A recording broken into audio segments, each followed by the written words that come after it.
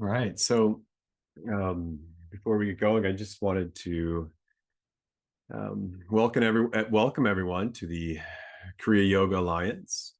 Um, I want to thank Pascal again for making this happen. She really instigated this group, and it's been really sweet.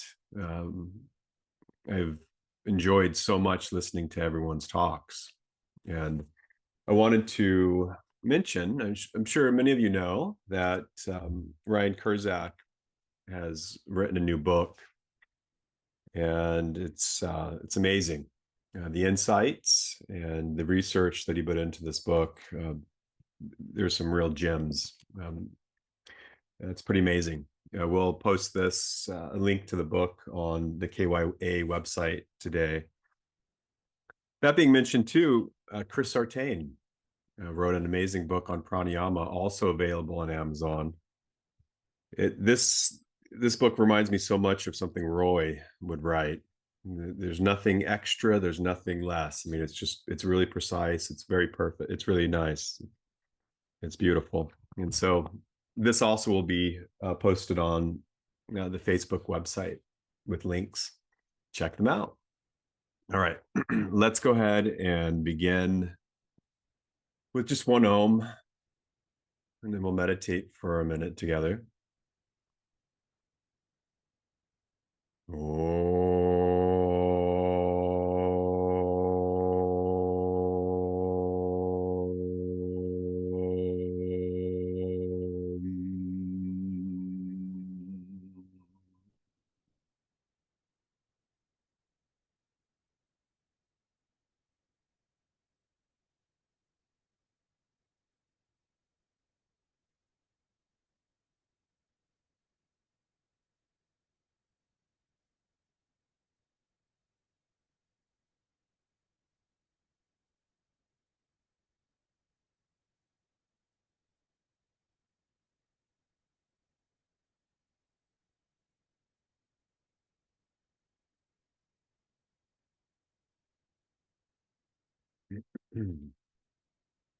So today's talk is awakening to the ultimate by going beyond practice.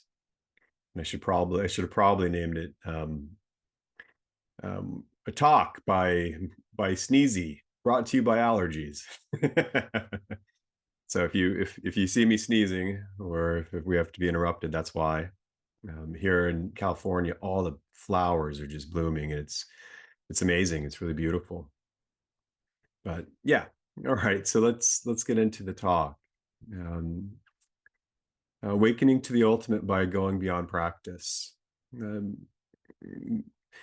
it's just really important that we look at how we can energize, how we can inspire our practices, so that they not only are sustained, but they are helping us move forward. And in doing so, we want to look at possible comfort zones in our life that are holding us back. And recognizing these and working with them, pushing beyond them, is essential for most of us. And then I'll talk about a couple of, I consider them other types of comfort zones that we can look out for, kind of like pitfalls, things that a lot of us can fall into, and we just want to avoid them. All right, so I'll start with a little story. You may have heard this. You may have heard the story of Davon the bird, Davon the lovebird. Well, if you haven't, I'm paraphrasing it. I'm giving you my version of it.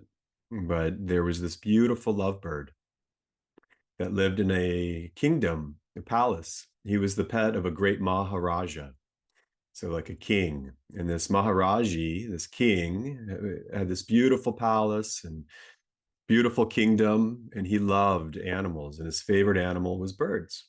And so he had these beautiful lovebirds And he had this giant room, kind of like a cage, but this big room. And the bars of the cage were actually made out of gold. And he took really good care of these birds. They had the best bird feed. They had fresh fruit every single day. They had a place that they could swim, a fountain. They had toys, and they had each other. Lovebirds have their mates, and they love their mate, and they're very playful and fun birds. And they were born in captivity, and so they just knew that cage to be their world. All right. And so the thing about birds that are that never leave the cage, you can leave the cage open. You can leave the cage right open, and they won't leave. They have no curiosity to leave the cage, right? What they have everything they need. That's their world. But Devon was a different type of bird. He was incredibly courageous and very curious. And oftentimes he would see that the door was open, and he would kind of look towards the door to see what was beyond it. And he was very curious about it, but he couldn't see very far. It was kind of dark. And the bars, there was bars in this large cage, but it was like frosted windows, so he couldn't see out. So all he could see every once in a while was this door that was open, and he would really think about going out into that area to go explore it. What is beyond this cage? What is beyond where I am? Right. And he told his mate, he said, I'm curious about what's beyond. I want to go, and I want to kind of go out there.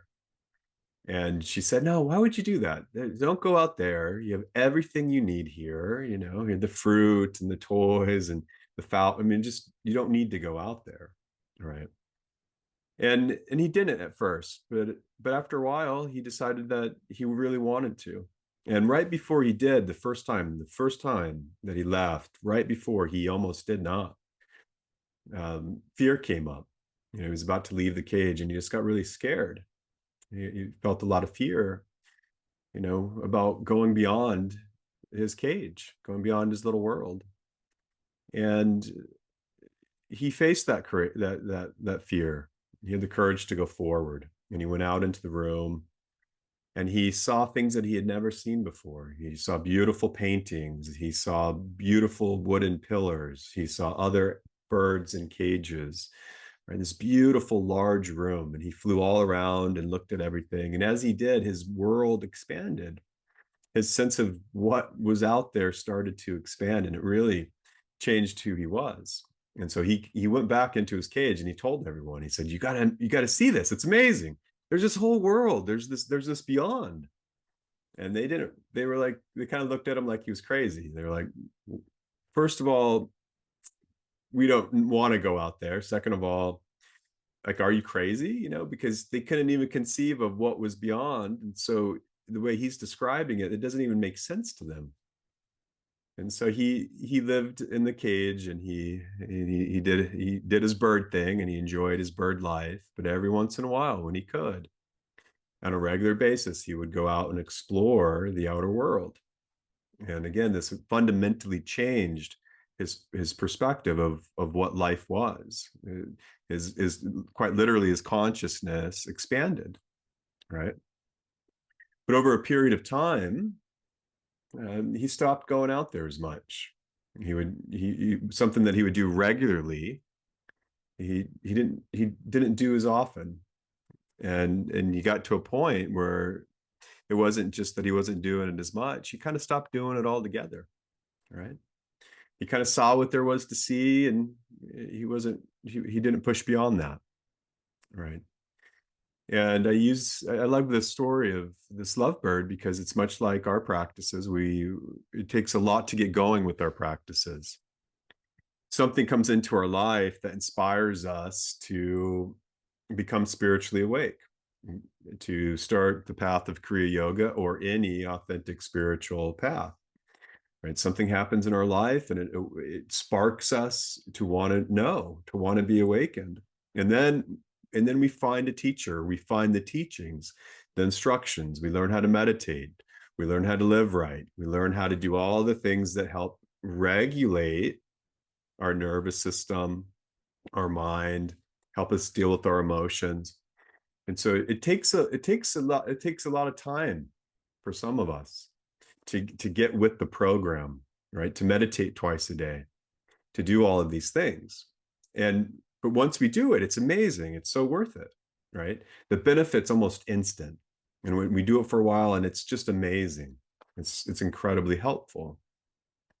But the problem is that for a lot of people, what happens is that inspiration that led us to the path, led us to being regular and meditating and all these kind of things. If we don't keep our practice inspired, and if we don't go beyond the normal program, because of the laws of nature, especially the influence of tamas guna, eventually we start to fall out of the practice, right? We don't meditate as deep, or we start skipping a meditation, or we're not as regular, and we skip a day, and a day becomes a week becomes a month, and sometimes a year will go by, right? And inevitably, after we fall off the path or fall off our practices, we don't really fall off the path, but we fall out of practice. Then we will come back to practice for the same reason that brought us to it, inspiration. And this inspiration is of two types mainly. One is something happens in our life that sparks us back to the path. We read a book, we have some sort of experience, something just enlightens, sparks our being to get back to those practices, right? And that's really wonderful, and that happens. And then we can get back into practice and back into regularity. But the other thing that inspires us, and it's what happens to a lot of people, is fall out of the practice, and then we start to go back to old habits, and our mental emotional states aren't as regulated. We don't have as much clarity, and we start to feel like we start to suffer, right? And so then the suffering builds up to a point where we have to get back to our practices. We have to become regular again. And it can take a while. And then we get back into the practice. We're meditating on a regular basis. We're living a regular lifestyle. We're doing the things. We're doing our pranayama, all our Kriya yoga practices, and so forth. But if we don't inspire our practice further, then we get stuck in this. Oftentimes, people get stuck in this kind of this vicious circle, if you will, where you're doing it, you flatline, and then you revert back. Or the other thing that can happen is you're doing it, and you're just in this holding pattern. You're not going further. You're not really benefiting as much as you could from your spiritual practices, from your lifestyle. And going back to the story of the sweet little lovebird, that's what happened to him. He was inspired to leave the cage, and he saw the outer world. His mind expanded, his consciousness expanded, right? But he didn't go beyond, right? But at first, eventually, one day he did. Eventually, he left the cage, and he left the room where the birds were, and he flew out into the palace, and he explored the palace. And then he found a way out of the palace, and he explored the kingdom itself, right? And every time he took that next step, he became more free. His consciousness expanded, in his world, what he knew, everything just opened up more and more, right? And we have to be like that. We have to inspire our practice and go beyond them. So we have a regular practice, but we do things outside of it that fuel our regular practices. And this keeps it strong. This keeps it moving forward. Mr. Davis, he often talked about this. He would mention how helpful it was for him to be at the Phoenix Center when he was a minister there. And he would say, he would talk about how he would wake up in the morning, and he would meditate and do mantra, and he would do his kriyas, and then he would meditate more, and he would do mantra again. So he would spend 4 to 5 hours in the morning just going deeper with his practices, experimenting with them, And he would say that this was one of the most helpful things in his life. He said it was a true gift. And he would talk about this, and then often after he would mention it, he would say, and I recommend it. And I recommend it. And I'll never forget that, he would say that. And I would think, wow, I need to figure out how to do that.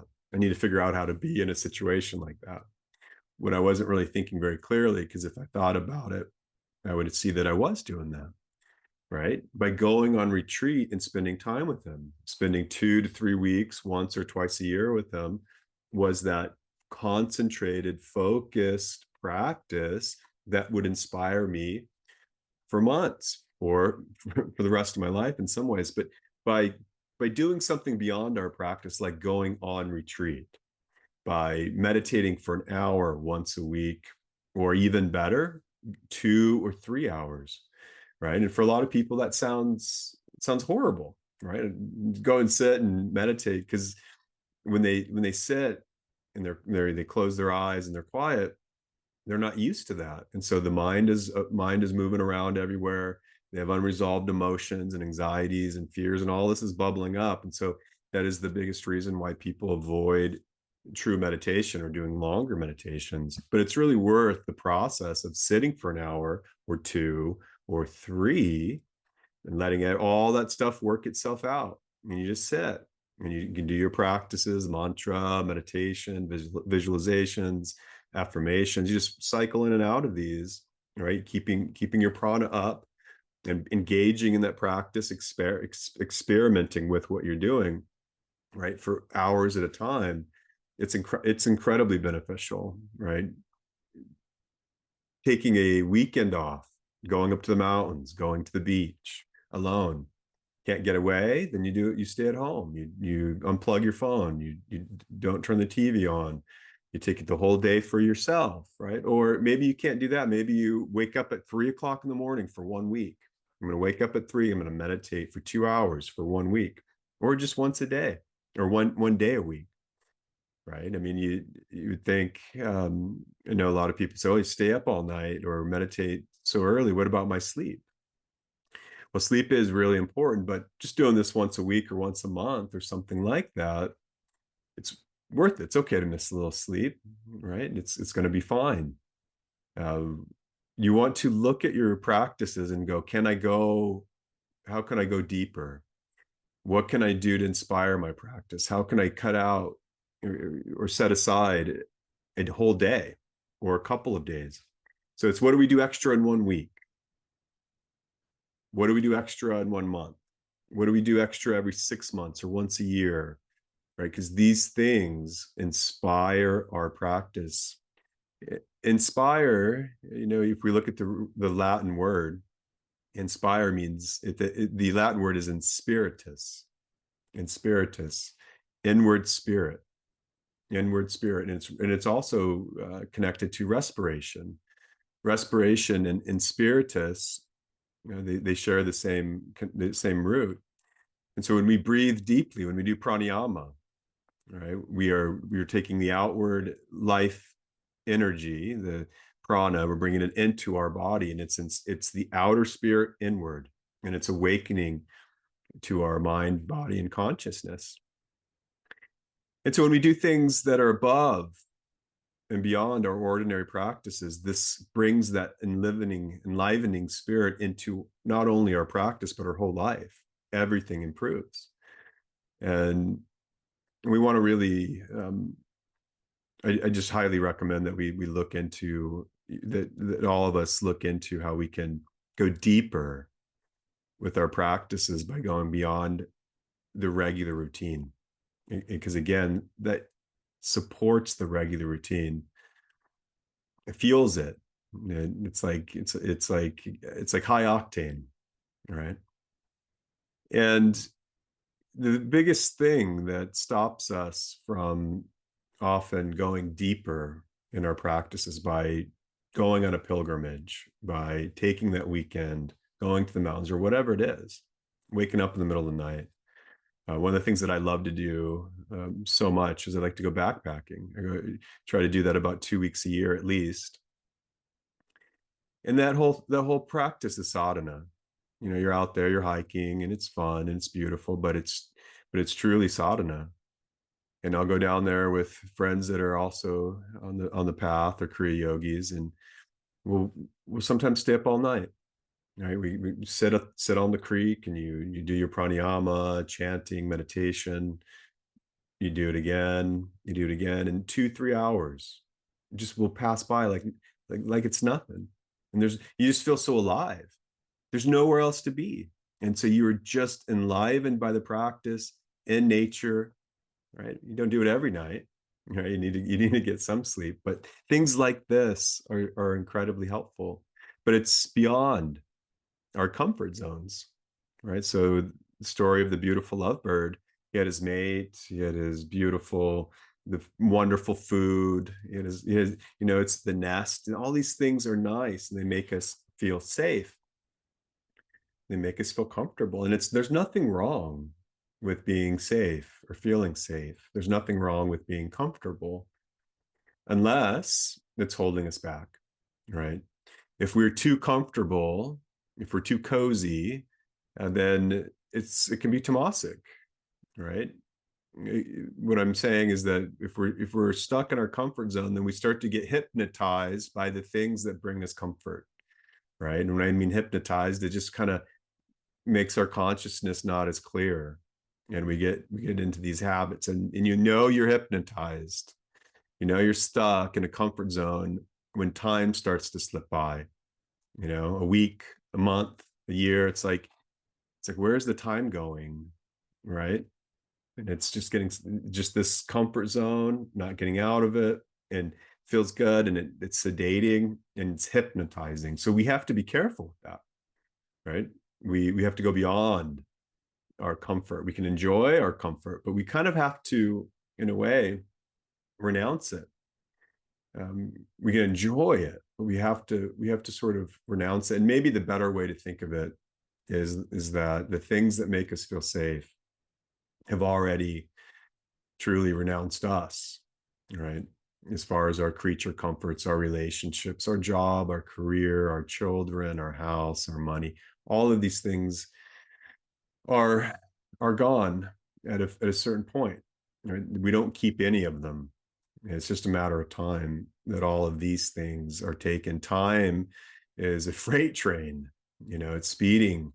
And in time, eventually all of these things are gone. And I don't mean this in a morbid way, not at all, but it can be really helpful to be very honest about life. I was reading a chart for someone about a year ago, her Vedic or Jyotish chart. And at the end, and she was really sweet, really nice person. And at the very end, she said, Ryan, will I get sick? Will I have an illness? Will people I know die? Will I get sick and die? Right. And I didn't have to look at her chart, because the thing is, yes, you know, yeah. I mean, maybe you live a really long time, and that's wonderful. But if you, we should all strive for that. But if you live really long, you're going to outlive a lot of people, So there's the loss of them, right? Everything besides the essence of our being, everything but our soul nature is taken away. Our likes, our dislikes, our memories, all of it's gone, right? Eventually. And so when we're looking at our life and our relationships, the things that are really good, uh, we want to really acknowledge that these things are just completely temporary. And although we should enjoy them, we need to push beyond them, because we have an opportunity to become fully awake. We have a opportunity to experience the true greatness of being, right? And to do that, we often have to go deeper with our practices, push beyond them, become inspired, look at our comfort zones, get past them, move beyond them, right? This is ultimately very helpful. The other thing that, well, going back to the story of Devon, the beautiful little lovebird. Um, The question is, when is he free? Is it when he leaves the cage? Is he free? Is it when he left the room? Is it when he left the room into the palace and explored the palace? Was he free then? Or was it until he was outside in the kingdom and exploring the outer world? Was he free?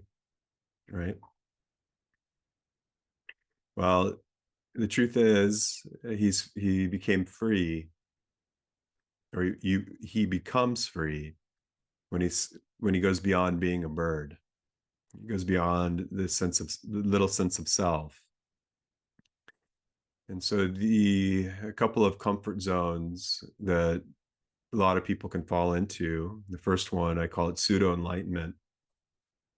And this is where we get on the path and we start to deeply study the philosophies, whether it be Sankhya, Advaita, Vedanta, you know, if it is dualism, non-dualism, or modified non-dualism, these amazing philosophies that explain how all things come into creation and all the details within it. It's amazing, but you meet people that get stuck on it, right? They understand reality from a philosophical or intellectual perspective, and then they can convince themselves that they're awake, but they're not, right?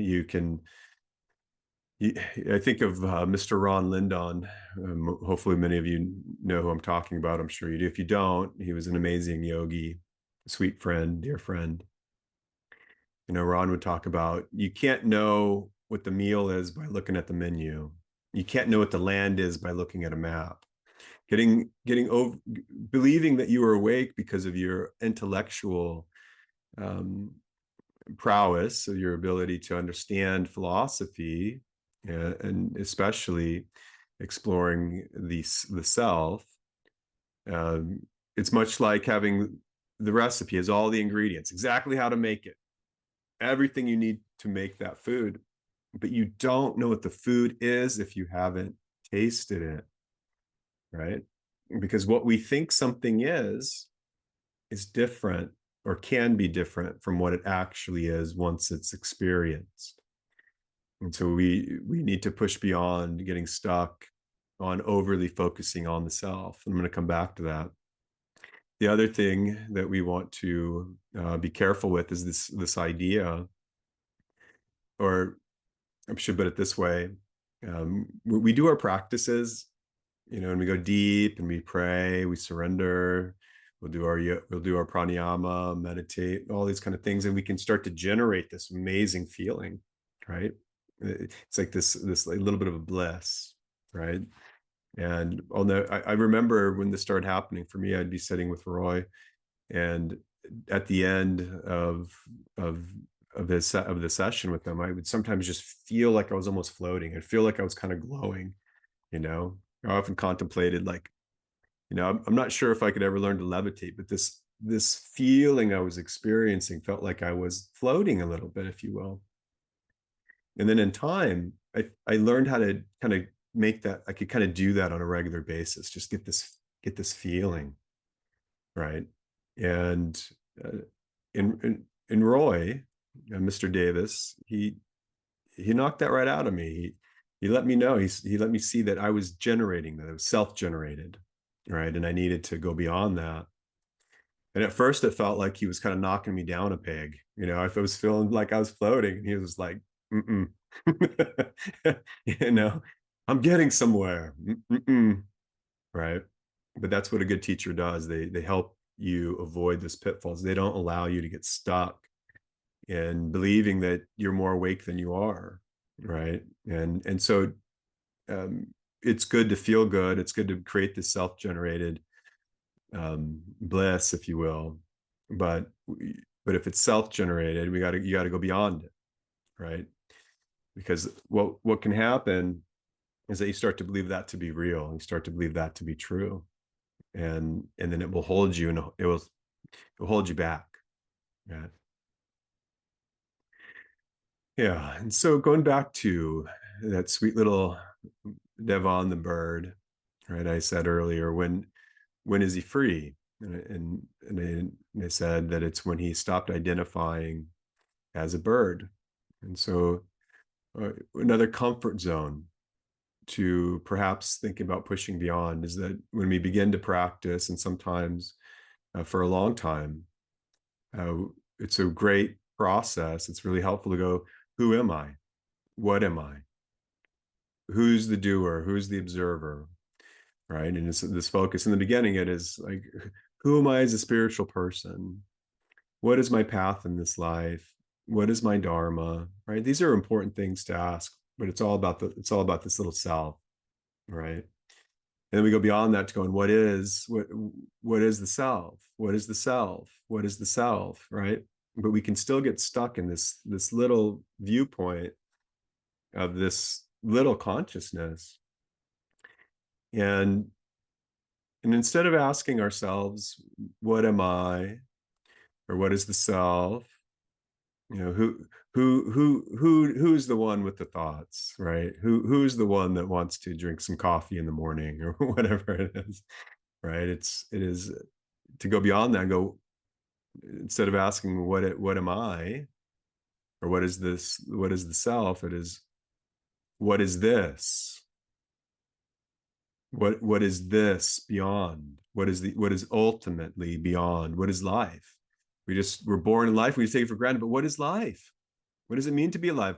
What is the space between you and your computer right now, and the light coming out of the computer and everything that's around you? What is that? What generates this? Where does it come from? What gave birth to your great great great grandfather and grandmother, and what will give birth to your great great great grandchildren? This kind of stuff, that which gives birth to all life on this planet, creates every planet, all the galaxies, every realm. What is it? Right? It's this one thing that you are. Right? And to go beyond this sense of little self, we need to contemplate what is the ultimate reality, what is ultimate consciousness, what is Brahma, what is God, what is the universe, whatever you want to call it. What is it? And we got to put our attention and our awareness there, contemplate it, to go beyond the little self. And so in conclusion, in conclusion, um, look at how you can inspire your practice to go beyond it. Look to see if your comfort zones or your habits are holding you back. Right? Find ways to push beyond them, and be like that sweet little bird, and find a way to leave the cage. And once you leave the cage, go further. And once you go further. Right? Just keep, it's an important thing to do. Right? Okay. Well, let's go ahead and meditate together and check the time here.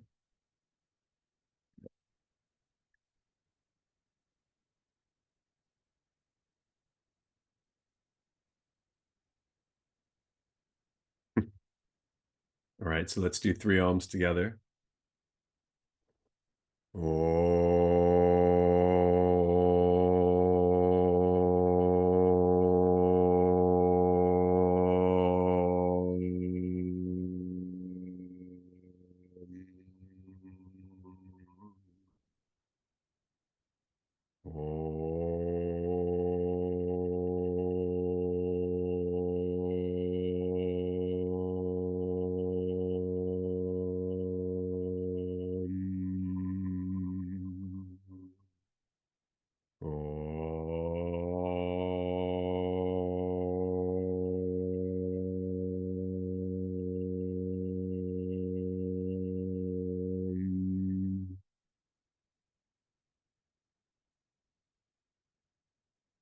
And let's make sure our backs are nice and straight. Check your body for any tension. Relax all of your muscles of your body. Taking a slow, deep breath in.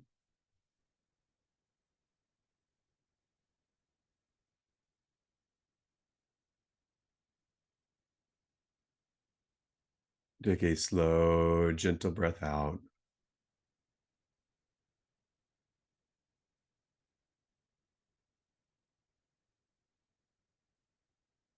Bring your awareness to your feet and your legs and relax them. Bring your awareness to your belly. Make sure your belly is fully relaxed. Relax your hands, your palms, your fingers. Relax your shoulders and your shoulder blades. Release and relax your jaw.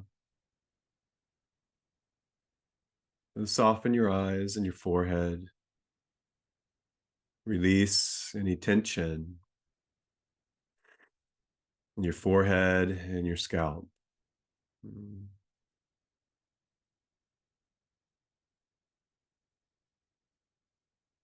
Fully relaxed. Open your heart. Open your mind. Open up your whole being to the ultimate, to the whole of life. Open your heart and surrender to the wholeness of creation.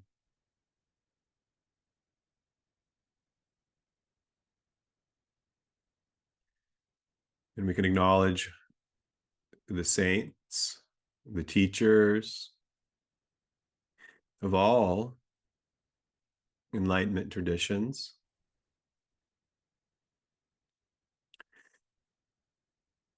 And I would like to acknowledge the teachers of the Kriya Yoga lineage. I'd like to honor and acknowledge Mahavatar Babaji,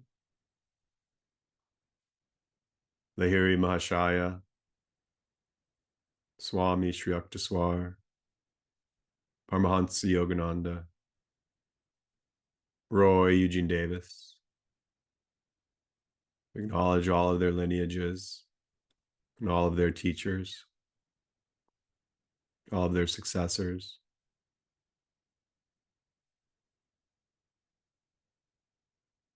And we can acknowledge with reverence and goodwill, love, the divine nature, the inner divinity, the indwelling spirit of all beings on this planet and everywhere else.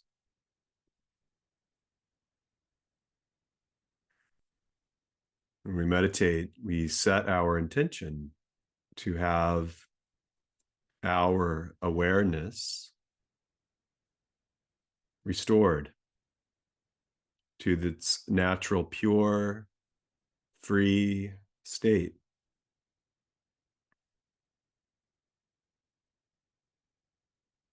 Use any technique you'd like. If you want to, you can just focus on your breath. Keep your awareness in your third eye. Just hold your attention there. Slightly look up and into that area. Gently. Holding your awareness there. Just breathe normal. Breathe as you need to breathe. And allow your mind, allow your thoughts to focus in on the breath. What does it feel like to breathe? Cool air entering the body.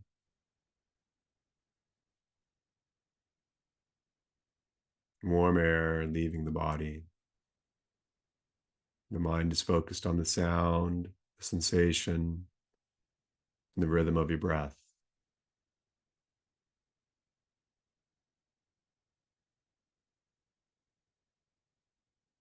And if you have a mantra, hear it rise up in your consciousness like it's a song playing in the background. And you can focus on the breath and the mantra at the same time. So as you breathe in, hum as you breathe out.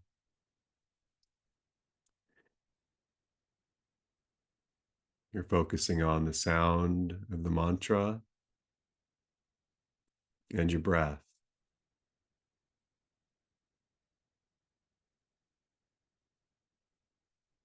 And do this until your mind settles.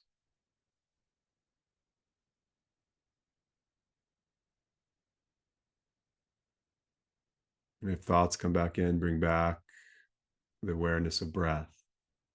Bring back the awareness of the mantra.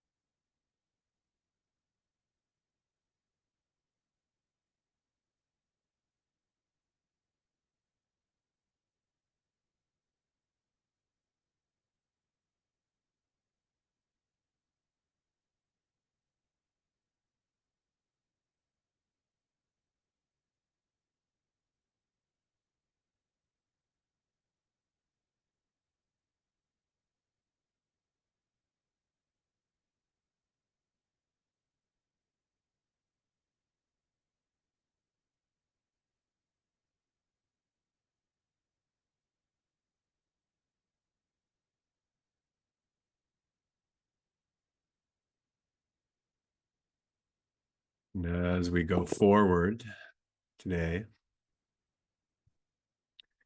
and let us surrender our little sense of self to that ultimate reality. We surrender to God, to the universe. There is no other way. And in that, we devote our actions, our thoughts, devote everything to it.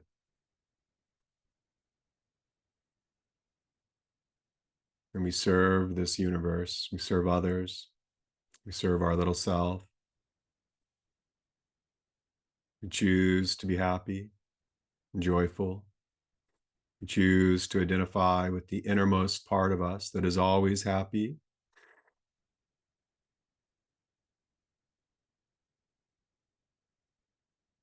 We choose to live as spiritual beings.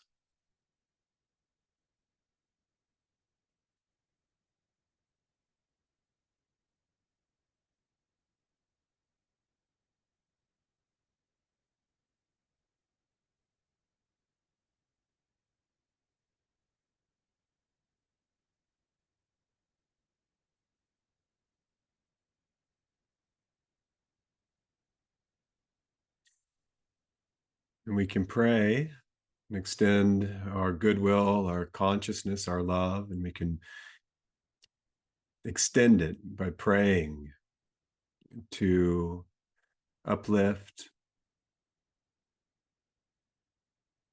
others, to uplift the planet. And we pray for others' highest good. We pray for their wholeness, their well-being, their non-suffering, and their awakening.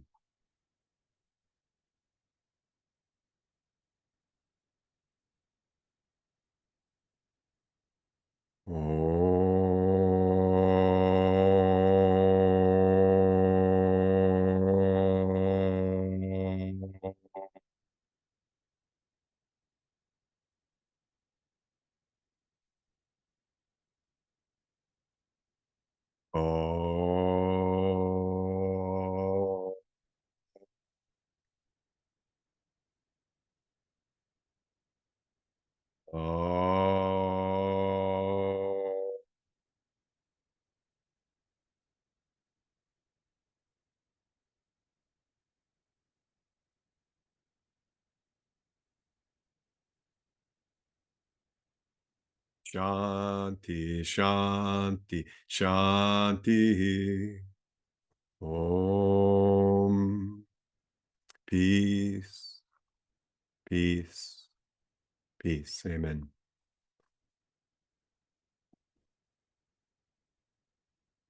It was great meditating with all of you. Thank you for being here. And just one last time, Chris's book is the Sartain Method Breath Work. And again, that will be, if anyone's interested, you'll find the link on the KYA Facebook page later today. And then the other one is The Understanding of the Holy Science by Ryan Kurzak. And so this will also be on there. I recommend both of them. All right. Good to see you all. Have a great day.